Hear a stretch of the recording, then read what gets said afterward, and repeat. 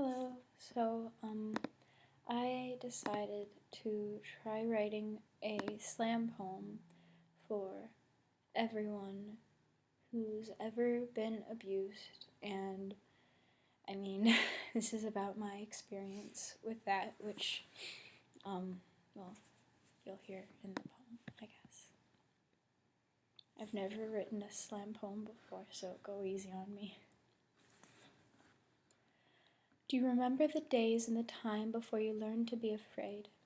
Before the loneliness inside your own skull was so hot that it burned you to think about? Before her hands etched tally marks into your skin, measuring your worth and your ability to stay quiet while she touched you? Because you weren't always afraid.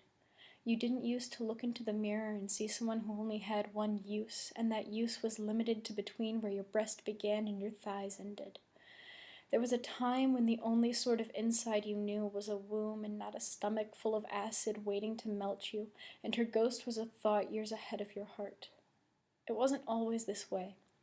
There were times when you laughed for the sheer joy of being alive, and sadness only lived in the times between syllables, so you never stopped speaking. Now you run from the silence like your feet can move faster than sound, and I want to know, do you remember? Because it isn't fair to let her keep that power over you. 2 years was 730 days more than she deserved, and you know it. And I know that ruminating on pain will only get you so far, so at some point you have to stop and let go.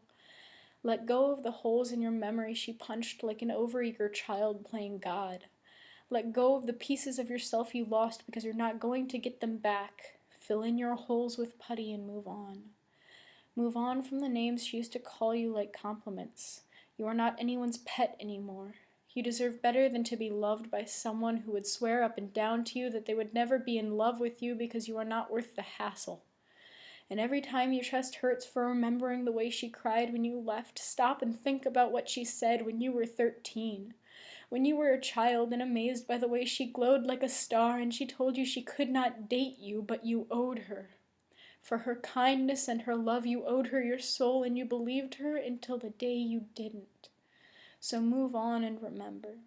Remember the feeling of someone's arms around you and the simple assurance that you would not have to pay them back. Relationships are not a game of Monopoly to play until someone gets tired of stealing from the banker and quits. Remember the way you got a ribbon for participating in your Little League soccer games even though you didn't score points, and ask yourself why you can't play another game like that. Ask yourself why you have been free from her longer than you knew her and your organs still ache with echoes of her words. Ask yourself why you haven't left yet. Not really. And then do.